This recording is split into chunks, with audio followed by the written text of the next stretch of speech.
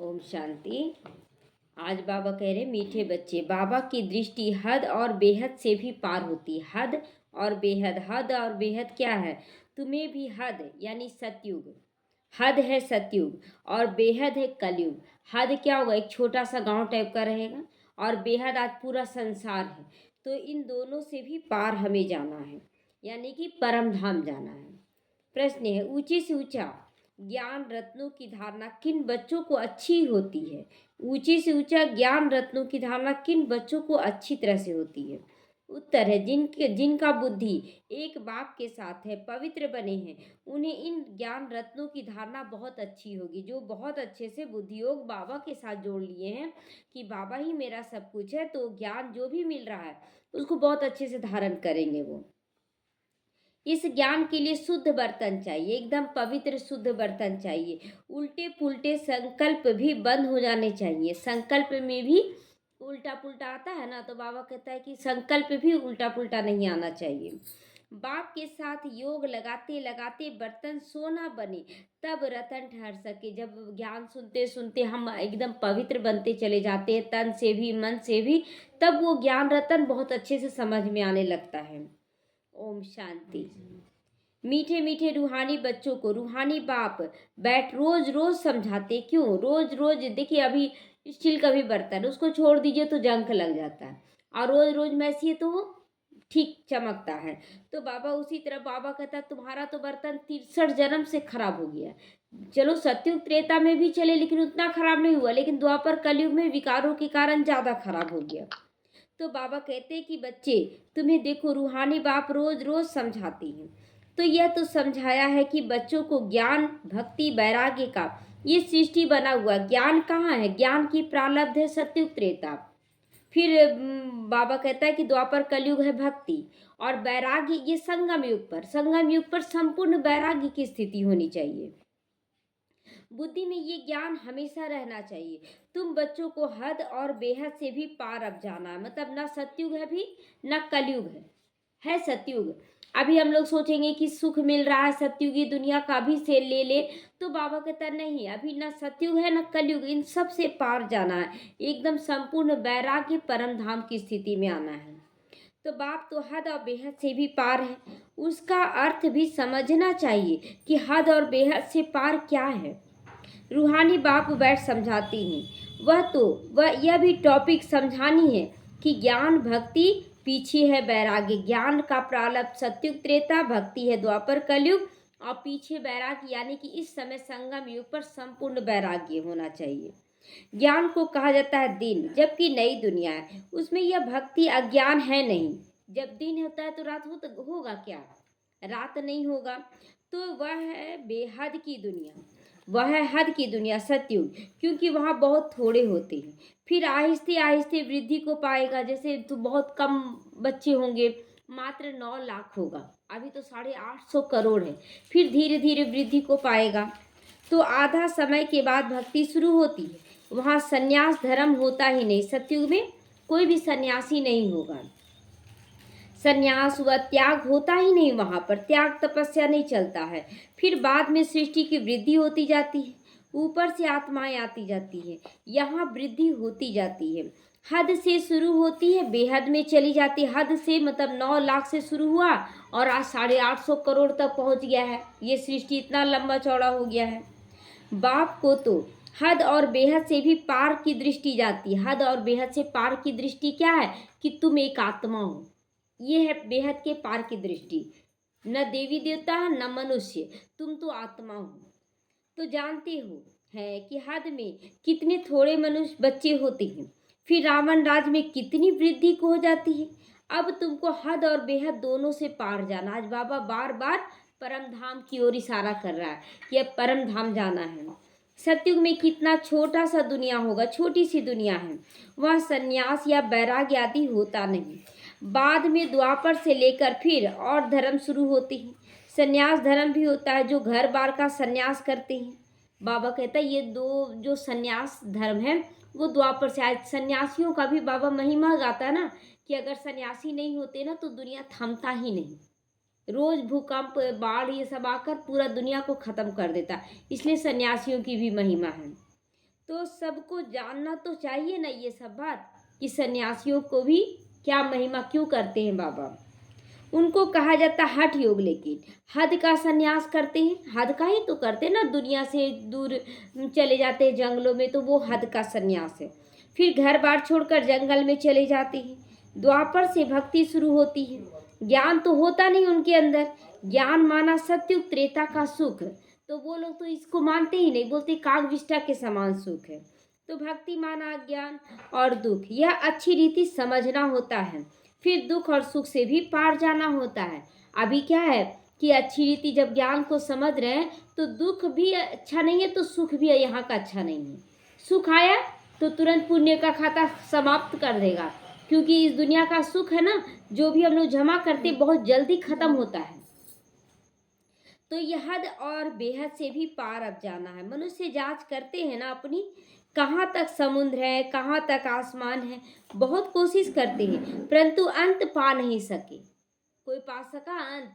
क्योंकि अंत है ही नहीं। जैसे पृथ्वी ऊपर तैर रहा है ना, और आकाश का पार पाने के लिए पृथ्वी के चारों तरफ ही चक्कर लगाएंगे ऐसे ऐसे, तो आसमान का पता चलेगा, क्योंकि वो तो तैर रहा है, तो ऊपर में चारों तरफ आसमान ही नजर आएगा। और पृथ्वी का भी पार नहीं, इधर से ऐसे घूमेंगे फिर गोल गोल घूमते हुए वहीं पहुंच जाएंगे, तो ना और छोर कुछ भी नहीं समझ में आएगा। तो एरोप्लेन में जाते हैं, उसमें भी इतना तेल चाहिए ना जो फिर वापस आकर लौट सके। कहाँ तक आकाश गया? अगर ऊपर की ओर जाते हैं तो ऊपर में भी पेट्रोल उतना भर के जाते हैं जितना मतलब जाए तो वापस भी आ सके। तो बहुत दूर तक जाते, परंतु बेहद में जा नहीं सकते ना, कितना दूर जाएंगे? चांद तक जाते जाते पेट्रोल भी खत्म हो जाता है। तो हद तक ही जाएंगे ना, और हम कहाँ तक जा रहे हैं? बेहद परम धाम तक जा रहे हैं। तुम तो हद और बेहद से भी पार हो जाते हो। अभी तुम समझ सकते हो कि पहले नई दुनिया में हद होगी, बहुत थोड़े मनुष्य होते हैं, उसको सत्य युग कहा जाता है। सत्य युग जहाँ केवल आत्मिक स्थिति होती है। भल शरीर में होंगे लेकिन ये याद रहेगा मैं आत्मा हूँ। तो तुम बच्चों को रचना की आदि मध्य अंत का नॉलेज होना चाहिए। बाबा इस समय सारा नॉलेज हम लोगों को बता रहा है, तो हम बच्चों को भी हद और बेहद का नॉलेज, आत्मा का, परमात्मा का सारा नॉलेज हमारे अंदर होना चाहिए। यह नॉलेज और कोई में नहीं है, कोई में है। अगर रहता तो हम लोग को बताता, नहीं था तब तो बाबा को आना पड़ा। तो तुमको समझाने वाला बाप है जो हद और बेहद से भी पार ले जा रहा है। ये सब बातें कोई समझा ना सके। रचना की आदि मध्य अंत का राज समझाते। रचना कौन? हम सब बच्चे। रचना तो आदि क्या है? हमारा सतयुग त्रेता। मध्य क्या है? द्वापर कलयुग। और अंत है ये संगम युग। तो फिर कहते इससे भी पार जाओ। अब आदि मध्य अंत से भी पार जाओ, मतलब संगम युग से भी पार। अब आत्मा स्वरूप में संपूर्णता की स्टेज में पार चले जाना, यानी संपूर्ण फरिश्ता बन जाना। तो वहां तो कुछ भी रहता नहीं, रहता है कुछ ना परम धाम में ना सूक्ष्म तन में, कुछ भी नहीं है। दोनों जगह कितना भी दूर भी हो जाती है, आसमान ही आसमान। इसको कहा जाता है हद बेहद से पार। हद और बेहद दोनों से पार। कोई अंत पा नहीं सकता है। कहेंगे फिर बेअंत है। बेअंत कहना तो सहज हो गया ना, परंतु अंत का अर्थ नहीं समझते। अंत किसका? कल भी बाबा बोला ना कि ड्रामा का अंत होगा। ड्रामा का अंत माना पुरानी दुनिया का अंत। पुरानी दुनिया का अंत, तो अंत का मतलब नहीं समझते कि हमारा पार्ट अंत हो गया। ये सतयुग से लेकर कलयुग तक का जो ड्रामा था उसका अंत हो गया। अभी तुमको बाप समझ देते हैं। बाप कहते मैं हद को भी जानता हूँ तो बेहद को भी जानता हूँ। हद मतलब सतयुग त्रेता, जो हद था, कम था ना आबादी, तो उसको भी जानता हूँ। अब बेहद कैसे गया ये भी मैं जान रहा हूँ कि हर एक आत्मा क्या कर रही है। फलाने फलाने धर्म समय पर स्थापन हुए हैं। दृष्टि जाती है सतयुग की तरफ, हद है ना, फिर कलयुग की तरफ बेहद है। तो हम पार चले जाएंगे, इससे भी पार हम चले जाएंगे जहाँ कुछ भी नहीं। परम धाम में कुछ भी तो नहीं रहता है, वहाँ आत्मा जाकर बैठ जाती है। सूर्य चांद के भी ऊपर जाते हैं हम लोग, जहाँ हमारा शांति धाम और स्वीट होम है। तो आज मुख्य तैयारी बाबा परम धाम के लिए करवा रहा है। तो युग सतयुग भी स्वीट होम है, बहुत प्यारा सा युग है, लेकिन वहाँ शांति भी है, राज्य भाग्य सुख भी है, दोनों है। घर जाएंगे तो वहाँ सिर्फ शांति होगी, सब परम धाम में सिर्फ शांति होगी। सुख का नाम भी नहीं लेंगे। नाम कैसे लेंगे? नाम तब लिया जाता है ना जब शरीर में है, लेकिन वहाँ तो शरीर ही नहीं होगा परम धाम में। तो अभी तुम शांति की स्थापना कर रहे हो। शांति की स्थापना कैसे करना है? जब हम हर हाल में शांत रहेंगे। और सुख शांति भी स्थापन करो, सुख भी स्थापना कर रहे हैं, वहाँ भी तो शांति भी है, तो सुख का भी राज्य। मूल वतन में केवल सुख की बात नहीं होती, वहाँ सुख की बात नहीं होती। आधा कल्प तुम्हारा राज्य चलता है, फिर आधा कल्प के बाद रावण राज्य आता है। अशांति है ही 5 विकारों से। जैसे ही 5 विकार आ जाते हैं तो अशांति होना शुरू हो जाती है। 2500 वर्ष लेकिन तुम राज्य करते हो। अभी एक जन्म का पुरुषार्थ 2500 साल के लिए राज्य भाग देकर जा रहा है। 2500 साल के बाद फिर रावण राज्य होता है, लेकिन धीरे धीरे रावण राज्य आता है, अचानक नहीं आ जाता है। तो उन्होंने तो फिर लाखों वर्ष लिख दिया है, एकदम जैसे बुद्धू बना दिया ना। लाखों वर्ष क्यों लिख दिया? ताकि कोई सवाल ही ना पूछे, कोई कुछ पूछे ही नहीं। 5000 वर्ष के कल्प को लाखों वर्ष कह देना बुद्धूपना नहीं तो क्या है? क्या है? बुद्धूपना ही तो है ना। जरा भी सभ्यता नहीं रही, जरा भी सभ्यता नहीं रही। सोचते लोग चलो अब लाखों वर्ष से कौन देखने जाता, चलो करते चले जाओ। तो सभ्यता रहा? कुछ भी सभ्यता नहीं रहा। देवताओं में कितनी दैवी सभ्यता थी, कैसे बात करना है, कैसे उठना है, बैठना है, चलना है, हर कैसे खाना पीना, हर चीज़ की सभ्यता थी। अभी तो देखिए खाने में भी भूख लगा, ठेले पे मिल रहा है कुछ भी लिए और जल्दी जल्दी जल्दी जल्दी लग रहा है जैसे क्या कर लेंगे, हाँ कोई छीन लेगा, या तो मतलब इतना ज़्यादा भूख लगा हुआ कि एक ही बार में डाल लेते, तो सभ्यता है। और देवी देवता कुल में जब वो रहेंगे तो हम लोग कैसे खाएंगे? एकदम स्थिरता से, शांति से बैठेंगे, परमात्मा को याद करते हैं और एक एक और बाबा की यादों में डालते हैं। आज लोग होटलबाजी करते जाके खा लेते हैं, पैसा है हाथ में तो क्या करेंगे, और उसी से दुख बीमारी ले रहे हैं। तो अभी असभ्यता हो पड़ी है, कुछ भी जानते नहीं कैसे खाया जाता है। हमारा देवी देवता धर्म कितना ऊंचा था। देखिए देवी देवता कुल को याद भी करेंगे तो भी यहाँ पर आखिर खान पान शुद्धता होना चाहिए, लेकिन आज कुछ भी नहीं है। आसुरी गुण आ गए है ना। आगे तुम कुछ भी नहीं जानते थे, कल तक तो हम लोग भी नहीं जानते थे, हम लोग भी ऐसा ही करते थे। काम कटारी चलाकर आदि मध्य अंत दुखी बन गए हो। आदि मध्य अंत यानी द्वापर आदि, मध्य द्वापर के बाद का अंतिम समय, और कलयुग का आदि जो होता है वो मध्य हो गया, और कलयुग का अंत हो गया। तो आदि मध्य अंत काम कटारी चलाते आए तो दुखी हो गए हैं। इसीलिए इसको कहता है रावण संप्रदाय। रावण संप्रदाय दिखता है, माया दिखती नहीं है, माया गुप्त होती है, जो अंदर में युद्ध चलता है, ये बाहर का युद्ध होता है। दिखाया जाता है राम ने बंदर सेना ली। बंदर सेना क्यों लिए राम?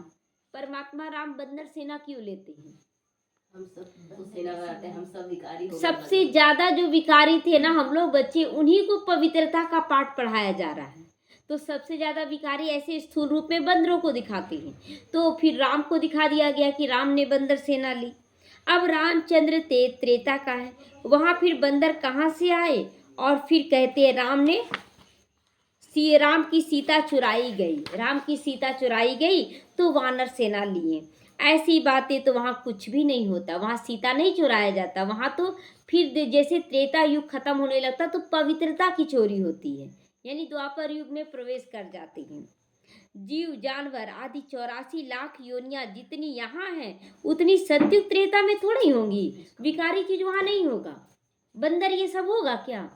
वहाँ नहीं होगा। वहाँ कोई भी चीज़ विकारी चीज, जैसे जैसे मतलब 84 जन्म है ना, तो हर जन्म में 1 लाख योनि होगा। जैसे पहला जन्म श्री कृष्ण लेंगे तो उस जन्म में 1 ही लाख योनि होगा, तैयार होगा। फिर दूसरा जन्म 2 लाख योनि तैयार हो जाएगा, वैरायटी बढ़ जाएगा, जीव जंतुओं का भी, पेड़ पौधों का भी। तो इस तरह से जब 84 जन्म पूरे करते अभी हम लोग 84 जन्म में है, तो 84 लाख टाइप की योनियाँ हो गई। जो कीड़े मकोड़े लग जाते हैं अनाजों में, क्या वो सब लगेगा वहाँ? क्या वो सब तो वहाँ नहीं होगा। तो यह सारा बेहद का ड्रामा बाप बैठ समझाती हैं। बच्चों को बहुत दूरांदेशी बनना है, दूरांदेशी बनना है, मतलब दूर का सोच के कोई भी कर्म करना है। आगे तुमको कुछ भी पता नहीं था, मनुष्य होकर भी, और नाटक को नहीं जानते। मनुष्य होकर नाटक को हम लोग नहीं जानते थे। हम लोग जो पाठ बजाए उसी नाटक को नहीं जानते थे और पूछते रहते थे मेरे साथ ऐसा क्यों, मेरे साथ ऐसा क्यों, बाबा से सवाल जवाब करते थे। तो हमारा भी तो दोष नहीं है, हम लोग तो भूले हुए थे। अभी तुम समझते हो कि सबसे बड़ा कौन कौन है? सबसे बड़ा शिव बाबा है जो कि ज्ञान दे रहा। हम लोग तो सब भूले भटके हैं। श्लोक भी गाते ना, ऊंचा तेरा नाम, ऊंचा तेरा धाम, ऊंचा तेरा काम। तो ऊंचा तेरा नाम यानी शिव जो कल्याणकारी है, ऊंचा तेरा धाम परम धाम है, और ऊंचा तेरा काम, कितना काम ऊंचा है कि शूद्र से ब्राह्मण सो फरिश्ता सो देवता बना देते हैं। अब तुम्हारे सिवाय और कोई की बुद्धि में नहीं ये सब बातें आती है। बाहर वालों की बुद्धि में आएगा ये सब कि हम देवी देवता बन रहे हैं, भगवान हमें पढ़ा रहा है। तुम्हारे में भी नंबरवार है। बाप हद और बेहद दोनों का राज समझाते। हद में क्या होगा, बेहद में क्या होगा, उनसे पार कुछ भी नहीं है। वह है तुम्हारे रहने का स्थान जिसको ब्रह्मांड कहा जाता है। जैसे यहाँ तुम आकाश तत्व में बैठे हो, आकाश दिखता है ना, तो आकाश तत्व में बैठे हैं। इनमें कुछ देखने में आता है क्या? आकाश में कुछ देखने आता है? ऊपर क्या है आकाश के ऊपर? कुछ भी देखने में नहीं आता है। रेडियो में कहते आकाशवाणी हुई। ये आकाशवाणी क्या है? आकाश तत्व क्या है? हमारे शरीर में आँख, कान हुआ, मुख हुआ, और वाणी किससे? मुख द्वारा होता है। तो अब ये आकाश तो बेअंत है, अंत तो पा नहीं सकते हैं। तो आकाशवाणी कहने से मनुष्य क्या समझेंगे? क्या समझेंगे? ऊपर से आवाज आ रहा है। तो यह जो मुख है ना, ये है पुलार, ये है पुलार। कितना बोलते हैं मुख से? मुख से वाणी आवाज निकलती ना, आवाज देखिए मुख चला रहे हैं लेकिन आवाज कहाँ से आ रहा है ये पता पड़ता है। तो आकाशवाणी कहाँ से हो रही है? यह तो कॉमन बात है, मुख से आवाज निकलता है, निकलना, जिसको आकाशवाणी कहा जाता है। आकाशवाणी बाबा भी मुख का आधार लेता है ना, तो इसी को कहता है आकाशवाणी हो रही है। बाप को भी आकाश द्वारा वाणी चलाना पड़ता। आकाश द्वारा माना मुख द्वारा। तुम बच्चों को अपना भी राज सारा बताते हैं बाबा, अपना भी राज बताया है। तुमको निश्चय होता है बहुत सहज ये ज्ञान। जब बाबा सारा राज खोल दिया तो अब ज्ञान कितना सहज लगता है समझने में। जैसे हम आत्मा वैसे बाप भी परम आत्मा है, ऊंची से ऊंची आत्मा है ना, तो सबको अपना अपना पाठ मिला हुआ। ऊंची से ऊंची आत्मा है और सबको अपना पाठ मिला हुआ है। सबसे ऊंचे से ऊंचा भगवान, फिर प्रवृत्ति मार्ग का युगल मेरु है। सबसे ऊंचे से ऊंचा भगवान जो माला में फूल है, और उसके बाद मेरु यानी ब्रह्मा सरस्वती मेरु है। फिर नंबरवार माला देखो कितनी थोड़ी है, फिर सृष्टि बढ़ते बढ़ते कितनी बड़ी हो जाती है। 108 की माला बनी, और 108 से 16,108 की बन गई। 9 लाख की भी माला बनती है, कहीं कहीं है। एक जगह है 9 लाख की माला ना, 9 लाख की माला ऐसे नहीं, 16,108 की माला। 9 लाख की माला कहीं नहीं है, बोला जाता है। तो कितनी करोड़ दानों और आत्माओं का माला है ये बाबा का रुद्रमाला। कितनी करोड़ आत्माओं का माला है। यह है पढ़ाई, ये समझना है। बाप जो समझाते हैं उनको अच्छी रीति धारण करना है। बाबा जो भी समझा रहा है उसको अच्छी रीति अंदर में बुद्धि में रखना है। झाड़ की डिटेल भी तुम सुनते रहते हो, रोज बाबा झाड़ की डिटेल बताता है। बीज ऊपर में है, यह वैरायटी झाड़ नीचे की ओर आता है। ऊपर में बीज है और उसका वृक्ष नीचे की ओर धरती की तरफ आता है। इनकी आयु कितनी है? झाड़ की आयु कितनी है? झाड़ की आयु कितनी है? 5,000 वर्ष। झाड़ वृद्धि को पाता रहता है। तो सारा दिन बुद्धि में यही रहे, यही सब चलता रहे कि हम कैसे कैसे वृद्धि को पाए हैं। इस सृष्टि रूपी कल्प वृक्ष की आयु बिल्कुल एक्यूरेट है। 5,000 वर्ष में 1 सेकंड का भी फर्क नहीं पड़ सकता है। तुम बच्चों की बुद्धि में अब कितनी नॉलेज है, जो अच्छे मजबूत है, जो अच्छे मजबूत है। मजबूत तब होंगे ना जब पवित्र होंगे। पवित्रता ही मजबूती का धारणा है। तो इस नॉलेज की धारणा करने के लिए सोने का बर्तन चाहिए, इस मजबूती को धारण करने के लिए सोने का बर्तन चाहिए। फिर ऐसा सहज हो जाएगा जो बाबा के लिए सहज है। मतलब जैसे बाबा के लिए सहज है ना, वो एकदम कलयुग में आया और कलयुग को सतयुग में बदलना कितना उसके लिए सहज है। तो हम लोगों को सोचते थे हम लोग कैसे पवित्र बनेंगे, कैसे इतना ऊंचा बनेंगे, लेकिन जैसे बाबा सहज वैसे हम भी सहज हो जाएंगे, लेकिन उसके लिए पवित्र बनना होगा, तन से भी और मन से भी। फिर तुमको भी कहेंगे मास्टर नॉलेजफुल, फिर नंबरवार पुरुषार्थ अनुसार माला का दाना बन जाओगे।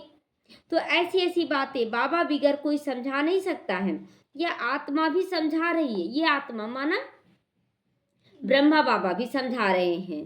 तो बाबा भी इस तन द्वारा ही समझाते हैं, ना कि देवी देवताओं के शरीर से समझाएंगे बाबा। इस समय देवी देवता का शरीर है क्या? है ही नहीं। तो बाप एक ही बार आकर गुरु बनते हैं, फिर बाप का भी पाठ बजाना है बाबा को। बाबा बाप का भी पाठ बजाता है तो गुरु का भी बजाता है। तो 5000 वर्ष के बाद आकर ये पाठ बजाते बाबा। बाप, टीचर और सदगुरु तीनों का पाठ बजाते। बाप के रूप में पालना, टीचर के रूप में पढ़ाई और गुरु के रूप में सदगति साथ ले जाएगा। तो बाप समझाते हैं ऊंची से ऊंचा मैं हूँ, फिर है मेरू, मेरे बाद है मेरू। मतलब मेरू कौन है? मम्मा बाबा। तो जो आदि में महाराजा महारानी बने वही फिर अंत में आदि देव आदि देवी बनेंगे। यानी मम्मा बाबा जो हैं आदि देव और आदि देवी हैं। ये सारा ज्ञान तुम्हारी बुद्धि में है। तुम कहाँ भी जाओ तो समझाओ तो वंडर खाएंगे लोग। यह तो ठीक ही समझाते हैं, ये तो ठीक समझाते बोलेंगे। मनुष्य सृष्टि का बीज रूप ही नॉलेजफुल है। जो बीज रूप है यानी शिव बाबा वो नॉलेजफुल है। उनके बगैर और कोई नॉलेज दे नहीं सकता है। ये सब बातें धारण करनी है, परंतु बच्चों को धारणा होती नहीं पूरी तरह से धारणा हो रही है। कुछ ना कुछ अपने अंदर चेक करेंगे ना तो खुद ही महसूस होगा कि अभी धारणा पूरा पक्का नहीं हुआ है बहुत सिंपल, लेकिन एकदम धारणा करना बहुत सिंपल है, कोई मुश्किलात नहीं है। एक तो हद याद की यात्रा चाहिए इसमें, जो फिर पवित्र बर्तन में रतन ठहर सके। एकदम पवित्र शुद्ध बर्तन चाहिए, मतलब मन में कोई कीचड़ा ना रहे, तब जाके कहेंगे शुद्ध बर्तन। क्योंकि ये ऊंची से ऊंचा रतन है, ज्ञान रतन जो बाबा दे रहा है ना, ये ऊंची से ऊंचा रतन है। और ऐसे रत्नों को धारण करने के लिए मन बुद्धि एकदम स्वच्छ पवित्र होना चाहिए। तो बाबा तो ज्वारी था ना, बहुत अच्छा हीरा मानिक आदि आता था तो उसको चांदी की डिब्बे में कपूस आदि में अच्छी तरह से अच्छी रीति रखते थे ताकि उसका चमक खराब ना हो। तो जो कोई भी देखे तो कहेंगे ये तो बड़ी फर्स्ट क्लास चीज़ है, यह ऐसे हैं। तो अच्छी चीज़ अच्छे बर्तन में शोभती है ना, अच्छी चीज़ अच्छे बर्तन में शोभती है। तुम्हारे कान सुनते हैं तो धारणा होती है। कान भी कैसा हो जाना चाहिए? एकदम शुद्ध पवित्र हो जाना चाहिए। फालतू बात सुनने के लिए कान नहीं होना चाहिए। पवित्र होगा तो बुद्धि योग बाप में लगा रहेगा तो धारणा भी अच्छी होगी। क्यों? भगवान पढ़ा रहा है, कोई साधारण व्यक्ति थोड़ी पढ़ा रहा है। तो नहीं तो सब ज्ञान निकल जाएगा। अगर देह भाव में आएंगे तो ज्ञान सारा बह जाएगा। तो आत्मा भी कितनी छोटी है, उसमें कितना ज्ञान भरा हुआ है। कितना अच्छा बर्तन, शुद्ध बर्तन चाहिए ज्ञान को धारण करने के लिए। एकदम शुद्ध बर्तन चाहिए। कोई संकल्प भी ना उठे ऐसा क्यों हो रहा है, ये नहीं उठना चाहिए। उल्टे सुल्टे संकल्प सब बंद हो जाने चाहिए। सब तरफ से बुद्धि योग हटा लेना है, चारों तरफ से बुद्धि योग हटा लेना है। बस देखना है कि हमें आगे कदम बढ़ाना है बस। तो मेरे साथ योग लगाते लगाते बर्तन सोना बना दो, जो रतन ठहर सके। बाबा कहता है इतना योग लगाओ मेरे साथ कि तुम्हारा ये जो पतित बर्तन है वो शुद्ध और पवित्र हो जाए। फिर दूसरों को दान करते रहेंगे। भारत को ही महादानी माना जाता है ना, तो वह धन दान तो बहुत करते आए हैं, परंतु यह अविनाशी ज्ञान रत्नों का दान है। शिव बाबा आए तो पूरे विश्व का कल्याण किए, तो हम बच्चों को भी हद से निकलकर बेहद की आत्माओं के लिए कल्याण भावना रखना है। तो देश सहित जो कुछ भी है सब कुछ छोड़कर एक के साथ पहले बुद्धि योग लगा रहे कि मैं किसकी हूँ, मैं शिव बाबा की हूँ। तो हम तो बाप के हैं, इसमें मेहनत लगती है ना। हम, मेरा बच्चा है, मेरा परिवार है, मेरा घर है, इससे निकलने में टाइम लग जाता है और नहीं निकलते तो हद में फंसे रहते हैं। तो एम ऑब्जेक्ट तो बाप बता देते, पुरुषार्थ करना बच्चों का काम है। पुरुषार्थ तो बच्चे ही करेंगे ना, बाबा का काम है ज्ञान देना, लेकिन पुरुषार्थ बच्चों को करना है। अब ही इतना ऊंचा पद पा सकते हो, बाद में नहीं पा सकेंगे। कोई भी उल्टा सुल्टा संकल्प व विकल्प ना आए, एकदम चेकिंग, बहुत बहुत गहराई से चेकिंग करनी कि कोई भी उल्टा सुल्टा संकल्प भी ना आए। बाप ही नॉलेज का सागर है, हद और बेहद से पार सब कुछ बैठ समझाती हैं। तुम समझते हो कि बाबा हमको देखते हैं, जरूर देखते होंगे ना, तभी तो सब कुछ जानते हैं कि हम क्या क्या संकल्प करते हैं। परंतु हम तो हद और बेहद से पार ऊपर चला जाता हूँ, मैं रहने वाला भी वहाँ का हूँ। तुम भी हद और बेहद से पार चले आओ, पार चले आओ। कहाँ से? इस हद की दुनिया से, इस बेहद की दुनिया से। हद है ये शरीर देहधारी और बेहद है पूरी दुनिया, इससे पार चले जाएं। संकल्प विकल्प कुछ भी ना आए, ऐसा क्यों कर रहा, ये ऐसा क्यों कर रहा, कुछ नहीं। इसमें मेहनत लेकिन चाहिए। गृहस्थ व्यवहार में रहते कमल फूल के समान बनना है। कमल फूल इतना बड़ा तालाब में कमल फूल सारे चीजों से ऊपर होता ना, उपराम होता है। तो इसीलिए गाया जाता हाथ कार डे और दिल यार डे, यानी कि आप काम करो लेकिन मन बुद्धि केवल बाबा की याद में रहे, कोई विकल्प कोई संकल्प किचड़ा ना रहे। गृहस्थी तो यहाँ बहुत है ना, यहाँ तो सारे गृहस्थी ही बैठे हैं बाबा। गृहस्थी जितना उठाते ना उतना घर में रहने वाले बच्चे नहीं ज्ञान उठाते हैं। घर में रहने वाले माना समर्पित बने, और गृहस्थ में रहने वाले हम बच्चे, तो जितना हम लोग ज्ञान उठाएंगे उतना वो नहीं उठा पाएंगे। सेंटर चलाने वाली, मुरली चलाने वाली भी नापास हो जाते हैं, नापास हो जाते हैं, मतलब मुरली उन लोग चलाती जरूर है समर्पित, लेकिन धारणा वो नहीं करती। वो सोच रही है ना कि हम तो संपूर्ण बन चुके हैं, और ये तो ज्ञान गृहस्थियों के लिए है, तो वास्तव में सही में है हम लोगों के लिए। तो पढ़ने वाले क्या हो जाते हैं, फिर ऊंचे चले आते हैं, तो आगे तुमको सब मालूम पड़ता जाएगा, कौन आगे नंबर ले रहा, कौन पीछे ले रहा, सब कुछ मालूम पड़ेगा। बाबा बिल्कुल एक्यूरेट सब कुछ समझा रहे हैं, ठीक बताते हैं। हमको जो पढ़ाते थे उनको माया खा गई, हमको जो पढ़ाते थे उनको माया खा गई। बहुत ऐसे बच्चे थे ना, शुरू से ही देखिए जो जो ज्ञान में लाने के निमित्त बनी, जैसे किसी के घर में गए थे तो बाबा का खत लगा हुआ था और वो ज्ञान में बहुत अच्छे से चलती थी, वो आज माया की बन चुकी है। उसके बाद जहाँ पर हम गए ज्ञान लिए वो भी माया की बन गए, फिर जहाँ से ज्ञान लिए वो भी माया के बन गए। मतलब एक सीढ़ी कड़ी था, वो कड़ी हमको जोड़ते गया आज यहाँ तक पहुँचे, और आज फिर वो लौटेंगे। अभी लौटे पूरा नहीं है, सभी लोग लौटे नहीं है जो जो ज्ञान में दिए हमको। तो माया खा गई जो हमको ज्ञान में लाए। महारथी को माया एकदम हफ कर गई है, नहीं वो अभी मायावी ट्रेटर भी बन जाते हैं, बन गए ना ट्रेटर। तो विलायत में भी ट्रेटर बन पड़ते हैं ना, कहाँ कहाँ जाकर शरण लेते हैं। जो पावरफुल होते हैं उस तरफ चले जाते हैं, इस तरफ तो मौत सामने है ना। बहुत ताकत वाले पास हो जाएंगे, पास जाएंगे, बहुत ताकत वाले के पास जाएंगे। अभी देखिए अभी बहुत ऐसे बच्चे हैं ना कि जो बाबा को छोड़ चुके हैं और किसके पास जा रहे हैं, जो पावरफुल होकर माया इसका विरोध कर रहा है बहुत ज़्यादा। अभी क्या क्या नाम आ रहा है उन लोगों का, उसके पास जा रहे हैं। तो अभी तुम समझते हो बाबा ही नॉल पावरफुल है, तो हमें किधर जाना चाहिए? माया पावरफुल है कि बाबा है? बाबा है। तो बाप है सर्वशक्तिमान, नाम भी पड़ा है सर्वशक्तिमान उनका। तो हमको सिखलाते सिखलाते सारे विश्व का मालिक बना देते हैं, वहाँ सब कुछ मिल जाता है। कोई अप्राप्त वस्तु नहीं जिसकी प्राप्ति के लिए हम पुरुषार्थ करें। सत्युग त्रेता युग में कोई भी अप्राप्ति वस्तु नहीं होगी, वहाँ ऐसी कोई भी चीज होती ही नहीं जो तुम्हारे पास ना हो। बाबा कितना क्लियर कर रहा है कि इतना प्राप्ति होगा वहाँ।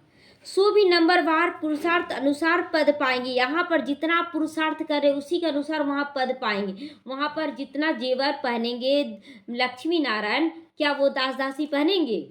नहीं पहनेंगे उतना। जो ताज भी रहेगा ना वो बड़ा ताज रहेगा, सबसे बड़ा ताज लक्ष्मी नारायण का रहेगा। तो बाप बिगर ऐसी बातें कोई बता सकता था आज तक कि वहाँ क्या होगा? तो सब पुजारी बन गए तो बताएगा कौन? भल बड़े बड़े शंकराचार्य आदि हैं, बाबा उन्हों की महिमा भी सुनाते हैं कि पहले पवित्रता की ताकत से भारत को बहुत अच्छी थमाने के निमित्त बनते हैं, सो भी जब सतो प्रधान होते हैं। सन्यासी जब सतो प्रधान यानी द्वापर युग में जब थे सन्यासी, तो सतो प्रधान थे, उनके अंदर कोई विकारी ख्यालात नहीं था, कुछ भी नहीं, अब मांगते भी नहीं थे किसी से। तो अभी तो तमो प्रधान सन्यासी लोग हो गए। तमो प्रधान देखते घड़ी घड़ी इसीलिए तो पकड़ा रहा ना, तमो प्रधानता के कारण ही ना। उसमें क्या ताकत रखी है बताओ? आज कितने लोग उनके तरफ चले जाते हैं, तो ये ताकत है नहीं, फिर भी लोग जा रहे हैं, सोच रहे अल्पकाल की प्राप्ति जो हो जाए। तो अभी तुम जो पुजारी थे सो पूज्य बनने का पुरुषार्थ करे, अब हम लोग को पूज्य बनने का पुरुषार्थ करना है, माया की तरफ नहीं जाना है। अभी तुम्हारी बुद्धि में सारा ज्ञान है, बुद्धि में धारणा रहे और तुम समझाते रहो सबको, खुद भी धारणा करो और दूसरों को भी समझाते रहो। बाप को भी याद करो, बाप ही सारे झाड़ का राज समझाते हैं। बच्चों को मीठा भी ऐसा बनने का है। कैसा मीठा बनना है? बाप समान मीठा है। बाबा कितना मीठा है, किसी के प्रति कोई कड़वाहट नहीं है उसके अंदर। युद्ध है ना, युद्ध तो अंदर में चलता है, बाबा इसने मेरे साथ ऐसा किया, इसने ऐसा करके गया, ये ऐसा कर रहा, ये सब भी नहीं। माया के तूफान तो बहुत आते हैं ना। माया के तूफान कहाँ आते हैं? मन और बुद्धि में आता है। माया का तूफान बाहर से नहीं आता है, माया का तूफान अंदर में आता है। रावण का तूफान बाहर में आता है, तो सब सहन करना पड़ता है। बाप की याद में रहने से तूफान भी चले जाएंगे। हातिम ताई का खेल बताते हैं ना, मुलहरा डालते थे, माया चली जाती थी। वो उस कहानी में ना, जैसे ही डालता था ना तो माया चली जाती थी भूत, और उसको जैसे ही निकालते थे फिर आ जाती थी। तो मुलहरा निकालने से ही माया आ जाती है। छुई मुई होती है ना, हाथ लगाओ तो मुरझा जाती है। माया बड़ी तीखी है, इतना ऊंची पढ़ाई पढ़ते पढ़ते बैठे बैठे गिरा देती है। इसीलिए बाप समझाते रहते, भाई अपने को भाई भाई समझो तो फिर हद बेहद से भी पार चले जाओगे, हद और बेहद से भी पार चले जाएंगे। लेकिन भाई भाई की दृष्टि हो, हर एक आत्मा मेरा अपना है, भाई है। तो शरीर ही नहीं तो दृष्टि फिर कहाँ जाएगी? आत्मा की तरफ जाएगी। तो इतनी मेहनत तो करनी पड़ेगी ना। सुनकर फहा नहीं हो जाना, इतना ज्ञान कैसे धारण होगा ये नहीं सोचना है। कल्प कल्प तुम्हारा पुरुषार्थ चलता है, तुम अपना भाग्य पाते हो। बाप कहते हैं पढ़ा हुआ सब भूलो, जो पहले शास्त्र पढ़े हुए हैं वो सब भूल जाओ, बाकी जो कभी नहीं पढ़े वो सुनो और याद करो। अभी कभी नहीं सुनने वाला ज्ञान सुन रहे हैं तो अभी याद करना है। उनको कहा जाता है भक्ति मार्ग। तुम राज ऋषि हो ना, राज ऋषि जो अपने ऊपर राज्य भी करे और संपूर्णता से वैराग्य ले आए। ये संपूर्णता जो कलयुग का है उससे वैराग्य लाना है। जटाएं खुली हो, मुरली चलाओ। पहले दादियां जटा खोल के, मतलब खुला बाल रखती थी ना दादियां, देखेंगे आप, मम्मा भी खुले बाल रखती थी, मुरली चलाने से हमेशा ऐसे जुड़ा करती थी, गार्डर नहीं लगाती थी, कुछ भी नहीं लगाई दादियां। कभी देखें, हमेशा बाल खुला रहा उनका। तो बाबा आज बोल रहा है जटाएं खुली कर दो, और जटाएं खुली का मतलब ये भी होता है सारे बंधनों को तोड़ दो। देहधारियों का बंधन, ये सब जटा है, गंदगी आ चुका है। तो साधु संत आदि जो सुनाते वो सब मनुष्यों की मुरली है, यह है बेहद के बाप की मुरली। तो सत्युग त्रेता में जो ज्ञान की मुरली की दरकार ही नहीं। बाबा कहता सत्युग त्रेता में ज्ञान की दरकार नहीं, जब सब कुछ मिल जाएगा तो क्या ज्ञान चाहिए। वहाँ ये ज्ञान नहीं है, ना भक्ति की दरकार है, वहाँ भक्ति की भी दरकार नहीं। यह ज्ञान तुमको मिलता है क्योंकि हम लोग दुखी होकर निकले हैं। इस संगम युग पर बाप देने वाला है, तो हमें अच्छी रीति धारण करना है, बाबा जो भी दे रहा है। अच्छा, मीठे मीठे सीख लदे बच्चों प्रति माता पिता बाप दादा को याद प्यार और गुड मॉर्निंग। रूहानी बाप की रूहानी बच्चों को नमस्ते। हम रूहानी बच्चों की रूहानी माता पिता बाप दादा को याद प्यार, गुड मॉर्निंग और नमस्ते नमस्ते। शुक्रिया बाबा, शुक्रिया। धारणा के लिए आज मुख्य सारे, बुद्धि में ज्ञान रत्नों को धारण कर दान करना है। जो भी ज्ञान मिल रहा है ना उसको अंदर में धारण करें और फिर दूसरों को समझाना है। हद बेहद से पार ऐसी स्थिति में रहना है जो कभी भी उल्टा सुल्टा संकल्प व विकल्प भी ना आए। संकल्प भी गलत नहीं और विकल्प भी ना रखें। हम लोग कोई विकल्प ही नहीं, बाबा के अलावा कोई साथी नहीं है। तो यही हो गया एकदम निरसंकल्प। तो हम आत्मा भाई भाई है, यही स्मृति रहे। भाई भाई से वर्षा नहीं मिलता है, लेकिन हम आत्मा आत्मा भाई भाई हमें देने वाला जरूर बनना है। माया के तूफानों से बचने के लिए मुख में बाघ की याद का मुलहरा डाल लेना है। सब कुछ सहन करना है, छुई मुई नहीं बन जाना। मतलब कोई थोड़ा सा बोला हम बेचैन हो गए, ऐसा क्यों बोल दिया, ऐसा क्यों, ये छुई मुई हमको नहीं बनना है। बोल दिया। तो माया से हार नहीं खानी है। माया, देखिए रावण क्या किया ना, कि वो आया और आपको गाली देकर चला गया, ठीक है, वो 10 मिनट के लिए गाली देकर गया, वो रावण चला गया। अब माया का काम शुरू होता है। अंदर में माया कितना खराब खराब गाली दिया, कैसी कैसी करके बोल दिया, लोग क्या मेरे बारे में समझे, ये मन में चल रहा है लड़ाई। तो रावण पहले किया 10 मिनट, अब माया ज्यादा कर रही है। तो हमें बचना दोनों से है। वरदान है सदा एक के स्नेह में समाये हुए, एक बाप को सहारा बनाने वाले, सभी आकर्षण से मुक्त भव। तो जो बच्चे एक बाप के स्नेह में समाये हुए हैं, वे सभी प्राप्तियों से संपन्न भी होते हैं और संतुष्ट भी रहते हैं। कोई भी अप्राप्त वस्तु नहीं होती बाबा के साथ। उन्हें किसी भी प्रकार का सहारा आकर्षित नहीं कर सकता। ये दे रहा है, ये पूरा कर रहा है, ये चाहिए, वो कुछ नहीं, भल मत दो, लेकिन हम निश्चिंत हैं। तो उन्हें सहज ही एक बाप दूसरा न कोई अनुभूति होती है। तो उनका एक बाप ही संसार है। एक बाप द्वारा सभी संबंधों का रस भी अनुभव होता है। सारे संबंध किससे मिल रहा है? बाबा से। तो बाबा से सारे संबंध जोड़े, इसलिए शुक्रिया करना। अगर कोई साथ नहीं दे रहा, अच्छा है, इस रिश्ते में हम नहीं फंसेंगे। तो उनके लिए सभी प्राप्तियों का आधार एक बाप है, ना कि वैभव व साधन। इसीलिए वे सहज आकर्षणों से मुक्त हो जाते हैं। स्लोगन है प्रकृति को पावन बनाना है तो संपूर्ण लगाव मुक्त बनो। अगर प्रकृति को पावन बनाना है तो संपूर्ण लगाव से मुक्त बनो। अगर लगाव है तो शरीर में कष्ट आएगा ही आएगा। मन में अगर लगाव है, मन में कष्ट आएगा ही आएगा। इसीलिए लगाव मुक्त, और लगाव में आ जाते हैं बच्चे, बोलते नहीं आ रहे लेकिन आ जाते। इसको मुक्त करें, तभी प्रकृति को भी अच्छा सकाश जाएगा। ओम शांति।